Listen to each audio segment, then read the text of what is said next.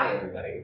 Thank you for joining us again for another episode of How's the Flock. I am joined this time by the amazing Alexa, and you brought a simply incredible selection of things to show people that I am really, really thrilled about.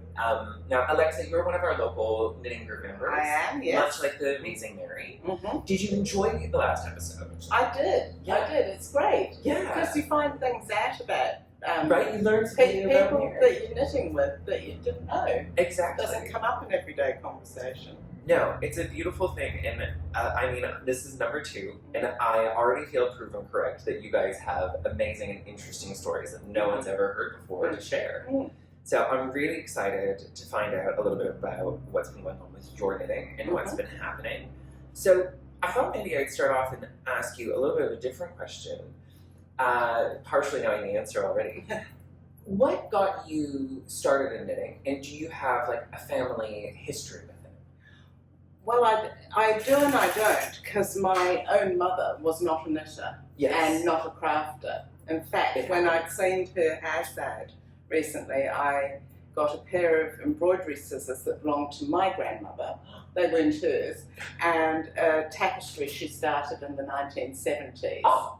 And that was the extent of it. Yes. All yes, the crafting yes, yes. So but she always facilitated me learning. So she had a friend who taught me, I think first to crochet. And I still see that person when I go down to Oamaru. That's so cool. Yeah. But my grandmother, my mum's mother, she was a huge crafter. She crocheted dresses for us girls that would arrive in the post from England, and knitted, and she also did the lace tatting. Yeah, lace tatting is, thankfully, by the way, everybody, if you're sitting at home watching this and you're concerned, bobbin lace and tatted lace are making a comeback. Yeah. And as is tambour embroidery. Oh. So we have all of this to look forward to still.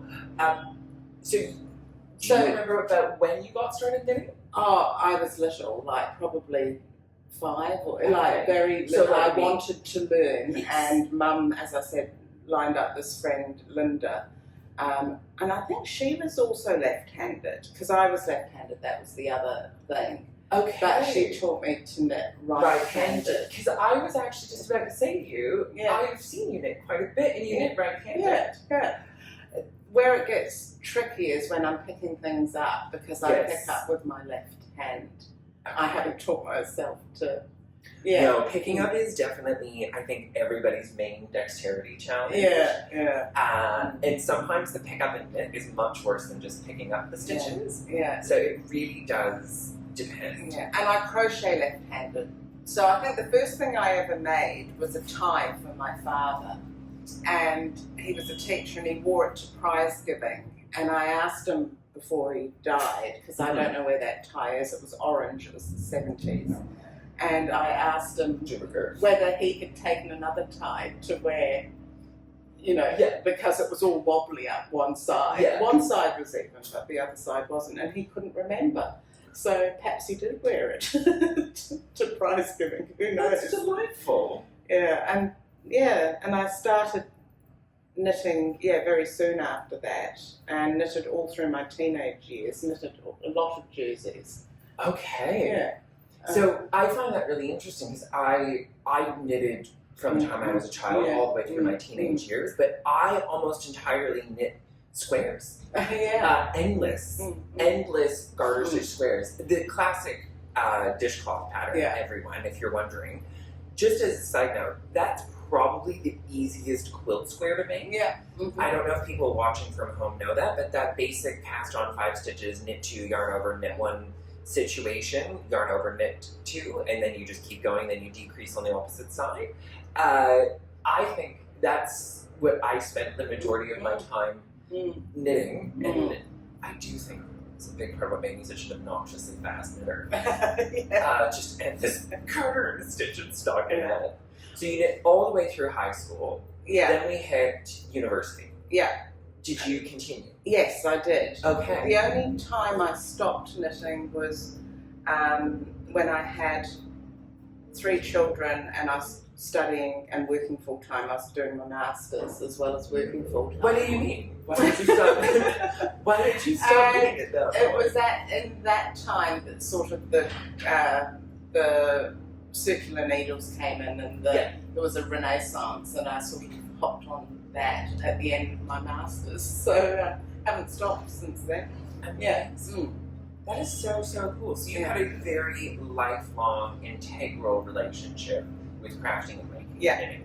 And my maternal grandmother, even though she lived on the other side of the world, supported that. She sent, always sent embroidery stuff or scissors or whatever, as presents, even though my mother had none of those things. That's so cool. Now, one of the things I was very excited to have you on to talk to you a little bit about, and I'm going to completely blindside you here because I don't care about this, is you have a really fabulously clear, defined sense of color for yourself. I do. I love color.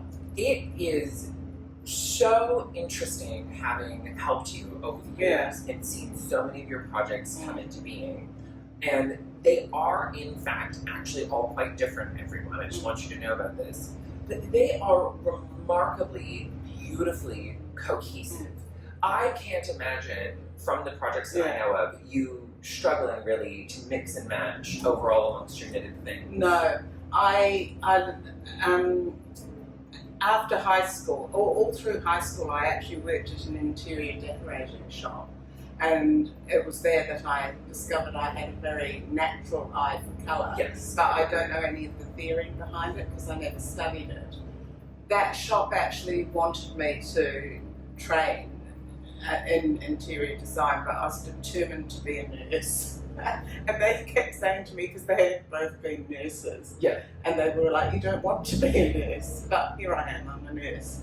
But I've kept that, something about that colour, and as I say, I don't know the theory behind it or use a colour wheel or anything, but I have had friends who've asked me to go and choose their paint colours for their house. I can absolutely see why. Now, spoiler alert to you guys watching at home, Alexa and I have a very similar color palette that we both like to wear too, which does help. There's a shawl that you can't see on the floor, and I was about a third of the way into knitting it, and as often happens when I'm actually knitting something that I'm going to really enjoy, I go, I bet you Alexa would really like this. And what I find so interesting is you're making a pressed flowers cardigan right now for Knit Fest. I don't think it's going to be very fast. Well, we've got time. And you've also done the pressed flowers pullover in the past. Yes, and a different colour. But the color that you've chosen here, and because of the shapes and how the garments are made, you won't be able to wear them at the same time. No. But if you could, you would be able to, in fact, wear these pressed flowers. Wrong. Here's something wrong knitting bag. Wrong knitting bag. Yeah, wrong knitting bag. But it's one of those things that I thought I'd ask you a little bit about. So do you plan the way that your whole knitting wardrobe works? No. Or does it unfold organically? It unfolds as I go along. Okay. Yeah. That's really fascinating. So each project It's its own individual decision. Those are the contrast colours for the pressed flowers. So which are going to be stunning with it. Yeah. That soft purple is just going to fly off against it. Yeah. No, often it's just an impulsive thing, and it's just as I see it. I don't. Yeah. And does the rest of your wardrobe work out kind of the same way overall? Yeah. That's really interesting. So one of the things is, what I love about it is I always know when you're starting off on a new project that it's going to be a great part of your total wardrobe. It took me probably about 5 years of knowing you to realize this. And then one day it dawned on me, I can't remember, it was, I think during one of the lace yoke things, you were making something ranunculus. that I normally find quite off-putting, quite frankly. And I do remember looking at yours and going, ooh, that's going to be quite good when it's finished. It is. It's a very good one. Yeah. It's purple, And that was a very, eye-opening moment to the fact that you just have a very innate, and now I know that it's an innate and, organic way of doing it. Yeah. So, what I'm going to tell everybody at home from talking to you about this today is you guys should really trust your color instincts more. I know that you and I have both been present in the shop. Yeah. We sit around and we hear people say, oh, I have too many sweaters in X color or Y color or Z color. Yeah. And I personally have a lot of clothing in this shade of icy blue. I really like it. I really suit it. It's very comfortable for me to wear. I don't see anything wrong with it. And every so often when there's someone in the shop, I do every so often look around and you're very rarely there to catch your eye to be like, why don't they just knit in the colors that they like? I know, yeah. It's a baffling thing, right? I love it when you're in the shop and there's people choosing colours. I'm always like, I'll be in on that. Yeah, same. Saturdays are definitely, if you're coming in and you don't know what to make, I would say Saturday and Wednesday night are the two best times to come because we have access to the kind of collective knowledge of everybody that's there, of what they've been doing. Yeah. And we are starting to really branch out in a beautiful way. And I'm finding that there's a lot more diversity in the local group, and you definitely kind of lead the way because you often have quite interesting takes, even on patterns that other people have knit. Like, you know, you've gone on a real journey with the yarn base on this pressed flowers, using loft and making it more textural, which I think is just really cool. Yeah. So one of the things I love to ask people about is, what do you have from some of your early days?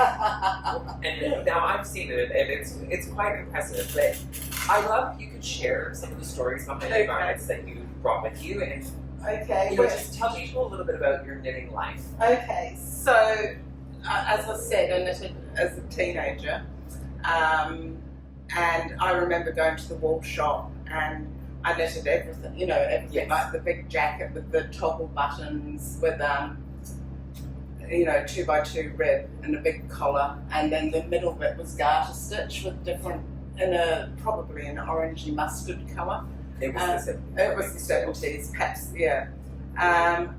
Then Cruchy and Thoroughbred came out in New Zealand. There was in Taza knitting, and it just kept going. And I remember as a student going to Mrs. Pope's in Christchurch and buying the wool from labour, having to go in each week. We still do that, everyone. Yes. So this is a sweater I knitted in the early 80s. Yes. And I still wear it. I usually wear it once or twice a winter. It's really, like, I have to say, this would not look out of place on the top 100 Ravelry today. That little bit of a tweed fiber, the braided cable up the sleeve and up the center front, the neckline. It's a really lovely garment. And I've got no idea what the pattern was or where I got it from. And you can either wear the collar up or fold it down. And it's just, and I don't even know when I last washed it. I don't know. I could just picture, teenage, university age Alexa standing in an alleyway with a book on Sartre. Oh no, she was going to her nursing. Anyway, a book on Sartre and the Bolshevik Revolution and a cigarette beret. Who would be ready? So that has really stood the test of time. Proof that seems help. Seems help, all seemed. And I don't even remember it being a big thing to see. It was just something that you did. Well, it was the only way to put a garment together. Then I moved into in the 90s. I had my 3 children. Yes. And I knitted all through that, and I knitted for each of them. And I sewed as well. I sewed all their wardrobe, even their coats. I even made from the Burda books. From the Burda book, which means not only did you make them, but you had to trace all of them. I know. I had big rolls of tracing paper. So, if you have never made a Burda pattern, I have made a Burda pattern. You have to lay out the book and trace the pattern off of a page where there will be multiple other patterns in different colors all at once, all in the same pattern page. There are no selvages, so good luck to you. You had to add the selvage if you remembered. If you didn't remember, you were sort of had to fudge that. So that's really quite a lot, all happening all at once. So my oldest son, he said I traumatized him by making all his clothes, but as I pointed out to him, He finally has something to talk about in therapy. Yeah, he actually has very good fashion sense Yes. and likes fashion. Yeah. And I said, so perhaps it wasn't really that traumatic. And he's in his 30s now and sort of agrees with that. But yeah, it used to be a joke between us. Though we did have a family rupture one Christmas when he used my dressmaking scissors to wrap his Christmas presents with. So Yes. we've now got the family joke.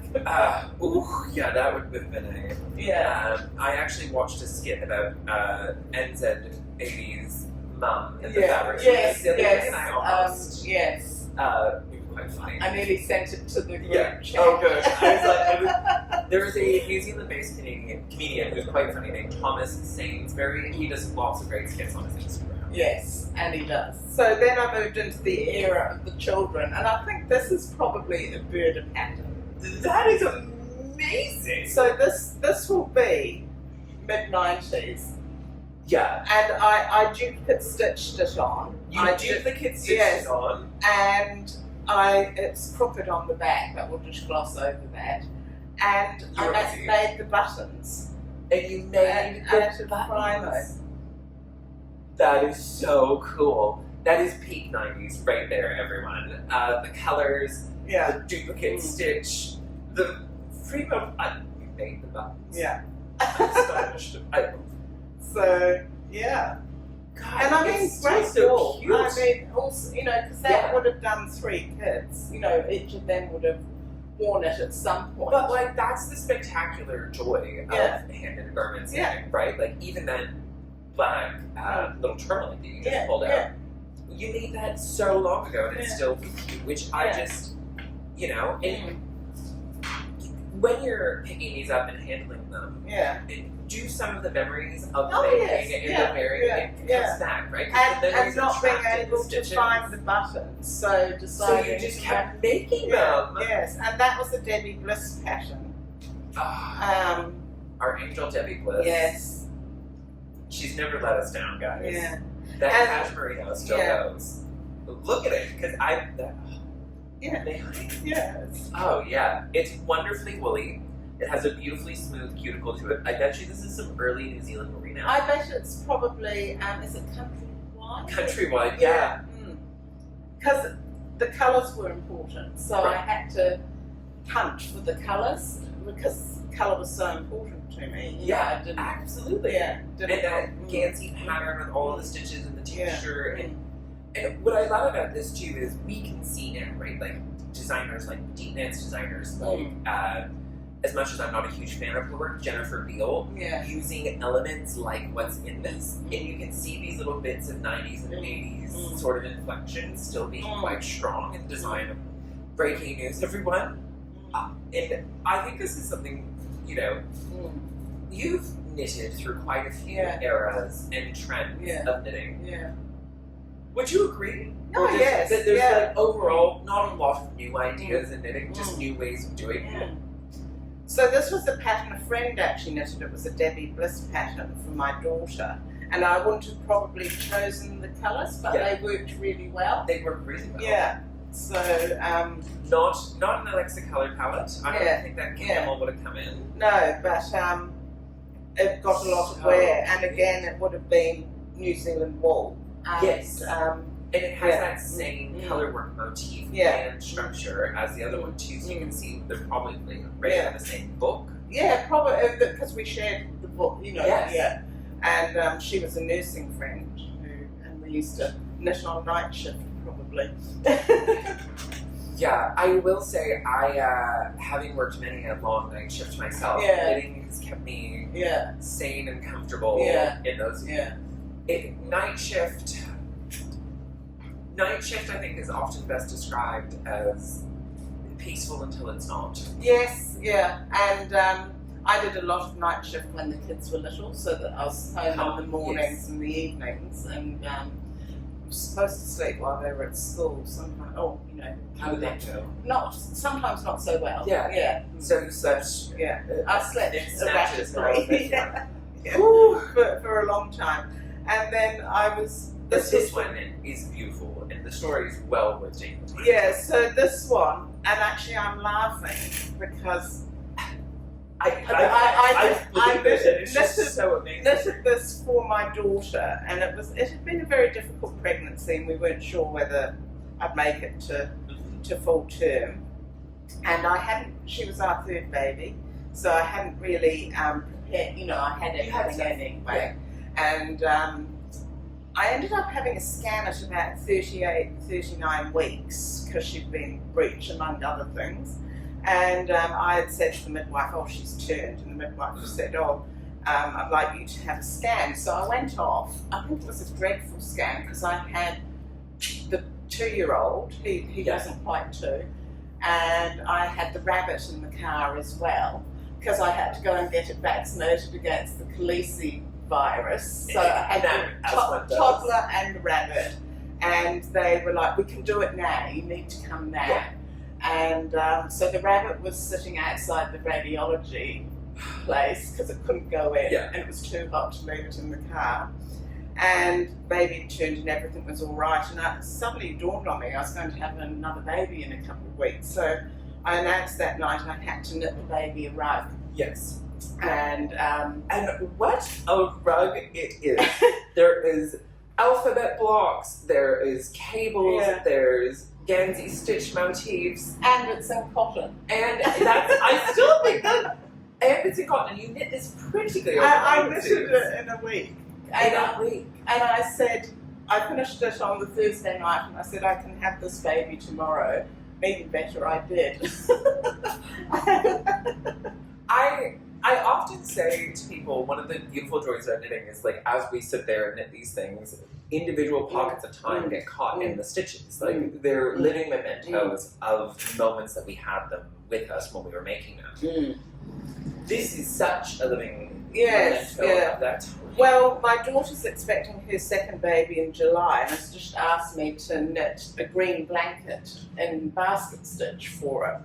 And I was getting this out today, and I thought, actually, this is very similar. She could have just had this one, so I might say that to her. And just go, look, great news.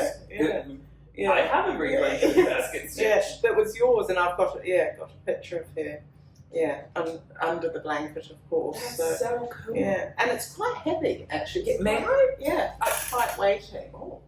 It is quite weighty for a little thing. But that is the thing with the cotton. And one of the things about cotton is it does develop an almost patinaed surface over time. It doesn't quite pill the same way that wool does, especially these older, unmercerized cottons. But it's probably been washed and put in the dryer, if I'm on, to shrink it back up to, so it doesn't stretch. So why not? So that's that really. So now you continued knitting for a very long time. Lots of different knits. Is there anything that you have with you, or anything that you can think of off the top of your head? I can put a picture from your Ravelry here. Yeah.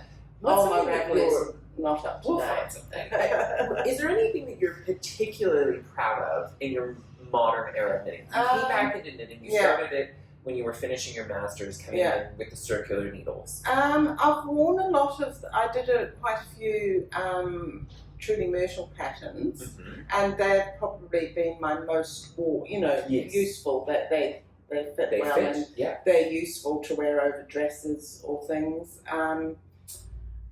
My pressed flowers pullover, I'm really happy. Really beautiful on you. The colours came together so well. We'll wear that more this winter. I can't think of anything off the top of my head. But I'm sitting here looking at your little Slipover actually, and it's really fun because Mary wore hers. Yes. I don't know if you did it on purpose. No. So I wonder if I can get everybody in a Stockholm Slipover now. So this Slipover, I really like. I've knit one. I made one for my mum, same color as Mary's. What is it? I can tell you from my perspective what I think it is about this one that catches people into knitting it. But is there anything in particular? It's just useful, and it's a good shape, and I hate tight armhole, so it's loose, it's got a little bit of distance to it. And you can wear it over things easily, because there's nothing worse than getting stuck. No. Exactly. Getting something on or off. I just found it such a fast knit. It seems to fly off the needle. And I haven't washed, I had to wash it. Yeah. No, I will say the Exeter yarns do go a long way into making. And this was in the enjoyable. Tivini and the Silk same mohair. mohair. Yeah. Which And it's nice. It's not. Oh, because of course in the 80s there was that Angora mohair era. yes, Oh, yes, that was the whole situation. the mohair out of the 80s was scratchy and rough. We didn't know as much as we do now about breeding mohair goats for softness. Yeah. And I don't necessarily think that all of the focus, there was still quite a lot of focus on getting stuff out to people to just make garments to stay warm. Yeah. Where now there's definitely a very large focus on a refined, high quality fiber. And you've gotten to live through that. Yeah. change. But also, I think there's also now, with the way designs come out, so frequently, whereas before you would buy a book and you would knit perhaps 5 or 6 Patterns out of that one patterns book. out of it, and you'd buy the pattern book because you liked 5 or 6 patterns in it. So you just worked your way through it. So Yes. yeah. So I learned how to knit from my female relatives when I was quite young. And I remember this being a topic of discussion, and it's something that I still say. You've probably heard me say it to people, like, well, if you like more than 4 patterns in the book, just buy it, because it's cheaper than buying the individual patterns. Now, I think a lot of us, myself included, have more than one of those 52 weeks of books. Yes. I have socks and I have shawls. Yeah. And I haven't bought any of the others because 52 weeks of bulky knits, I wouldn't knit one of them, let alone 52. No. And 52, there's a new one coming, 52 week of scrap knitting. Well, And we all know my opinion about that. I might be a goer for that. Well, anyway, I don't believe in scraps. Just get rid of them. Anyway, but have you knit more than one thing, and I'm going to give a shocking confession, have you knit more than one thing out of that 52, either of those books? No. I don't think I've even knit a single thing out of them. No, I don't think I have. But I also did need to replace, I had to downsize when I moved 13 years ago, quite rapidly, from a 300 square metre house to a 90 square metre house. And I gave a lot of books away. And so I have allowed myself to regather some books, including knitting books. So I think that's very healthy.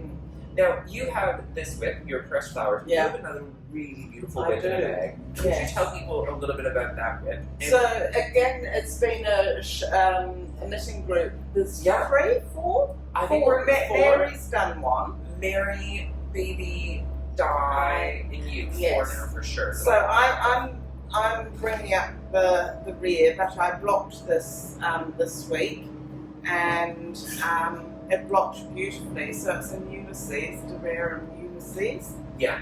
And I've just got to seam the sides, and then it's got the big puffy sleeves. Yeah. And so this is Blasipa by Gudrun Johnston, who's here in New Zealand we speak, as we live and breathe, who I've been featuring quite heavily in other places, because I was like, oh, well, thank goodness, there's a fortnight I don't have to think about. Yeah.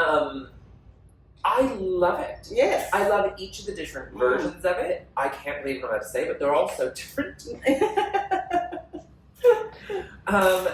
And this one's in Aster, if my eyes aren't playing tricks on me. It is. And it's just come up beautifully. And in case you all were doubting what I said earlier, you can see how it all fits into the wardrobe. She's ready. I am. Her body is prepared. I am indeed. And I was laughing when you were saying about, your ice blue. Yes. Mine are all sort of pinky purple. Soft pinky purple. Yes, yeah. with some greens and blues. Yeah. I definitely think ice blue has been my signature color for a long time. Yeah. I went through a long phase of black, and then I went through quite a phase of pink recently. Yes, yeah. But honestly, the pink doesn't photograph very well. It's actually a big problem with it. The color that you see, like blue, because cameras are already kind of blue in their tone, blues show up really well on camera, especially if you're photographing all the time. It's very easy, where the pink is Yeah. I'm not telling you anything in Littleton with that questionable amount of sun. Trying to get a decent picture can't be an easy task. Littleton's, for those of you who aren't Christchurch locals, Alexa lives in probably my favorite suburb to visit, and a suburb that I do think you have to be a tiny bit mad. Yeah, to live it there. does have a reputation. Yeah, it's more like if an artist commune had been accidentally dropped into a port. Yeah. Which is quite a combination of characters required to make. Lots of comments on the Facebook page about it being a working port. Yes. So, and in case you're wondering, they're doing roadworks outside that were supposed to have stopped yesterday and have somehow continued. I do want to ask you, as a woman, a mother, a daughter, somebody who has been crafting your whole life, who has that connection back through your matrilineal lineage there, do you feel that deep connection? So I will say, I personally feel a very deep connection to my ancestors, the people who came before me when I'm working on these crafts. Do you feel that as well? I do, and we've been looking at the family tree, and my grandmother's family, the one, she was the crafter, she apparently, members of that, her generation were needle makers in England, which is fascinating. That is fascinating. Yeah. So, and even Mum was delighted, and when I say crafting hasn't been that important to Mum at all, but art has been. And that continuity has gone on. Yeah. And I'm going into my granny era, and I've got 2 grandchildren, another on the way. So been knitting for them. Yeah. Yes. Passing it forward as well. And my little granddaughter, she's about 15 months now, and she likes the wool. Oh, good. Yeah, and I knitted in the Otamatata wool, and she likes that. And that Otamatata wool is beautiful. Yeah, you need a really good gauge, a really tight gauge. You do, because it's so soft. It is softness and pilling come hand in hand at home. But that Otamatata wool is something special. Now, do either Isla or Brianna knit? My daughter-in-law does. Oh, your daughter-in-law does? Yes. So that's how it's going to escape down. Yes. So my daughter-in-law, she's just had her first baby. She's knitted cardigans for my other granddaughter, and so she's knitting for her baby boy, and she knitted him a blanket. Yeah, when she was expecting him, and I gave her a knitting gift for Christmas. Because I got it for my Secret Santa present, and she knew it was me because we do a Secret Santa. So that's. I gave her a cowl pattern because I thought with wearing a baby in a front pack, absolutely cowls. I'm a big cowl guy, specifically, and I can't believe I'm about to say this. I'm a huge fan of Andrea Mallory's. The shift cowl. I have 3 of them. I have the yarn to make 1 more before I'm done. I wear one probably every day in the winter. I just have a little wardrobe of them. They're cowls I'm a huge fan of. I'm also a big fan of a shawl with a tassel, especially a triangular shawl with a tassel. Now, I guess what I'd love to end on, hopefully people will hear this, we'll find out. Yes. The mics are coming. Yeah. They're literally on a very slow boat because I bought them from a local business instead of ordering them online. And I must say, I would just like to give a really big shout out to our local photography shops here in Christchurch. I had to go to 3 different ones to get the 2 different tripods that Alexa can see in this room. And even when one of them didn't have it in stock, they referred me to another one. And I just want to point out, to everybody who's here watching us, please do go and shop in your local area. Those stores are full of people who know things that you can't even think to ask in advance. And unlike if you come into the shop, they're actually excited to answer your questions, unlike the facial expression I give off sometimes. You have a beautifully vast amount of crafting experience and knowledge to share with people. And I think that sometimes a lot of that gets lost in the moment where we're at groups and other things. You're talking about a lot of new patterns. But if you were to give your biggest piece of advice to somebody who's getting started in crafting or somebody who's looking to expand their relationship with it, what's your best piece of advice? I think asking, finding someone to ask, whether it's an older person in the community like I did when I first started, or a group at a local store. I mean, we see lots of people coming in. We see lots and lots of people coming in, and they say, "Oh, I've got a problem. I'm worried about my gauge, or I'm worried about I love that. Yeah, I love that piece of advice. Yeah, I am so lucky and blessed as a shop owner to have the community that I do around me, and Saturdays have become honestly the best part of my week. Everybody comes and sits at the back. People go to Butter. If you're not going to Butter on Saturdays and you're in Christchurch, you're making a huge mistake. It doesn't matter if you've had the special before, they don't get boring. Quarantine is by far the best patisserie in all of New Zealand, and I'm going to put it out there now. I have eaten pastries all around this world from some of the best people in the industry. I just want everybody to hear me very clearly when I say, if you are not eating at Butter in Christchurch, you are missing out on a world-class experience. And it is to your detriment that you're not going. The other thing that I can say for certain is, Alexa is right. Ask questions. Absolutely, Get involved, and especially, there was a little kernel in there that some of you might have missed, which is ask someone older and more experienced in the community.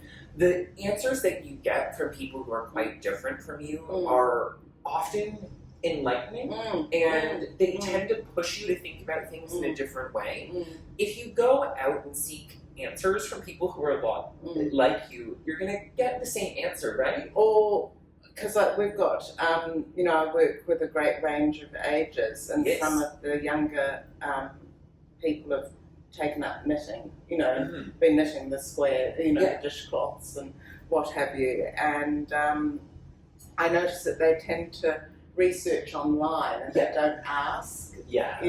And, go in and ask. I love that. I think that's great advice. Well, thank you so much for being on. That's okay. And I'm going to close this out as I'm going to close this out every single time.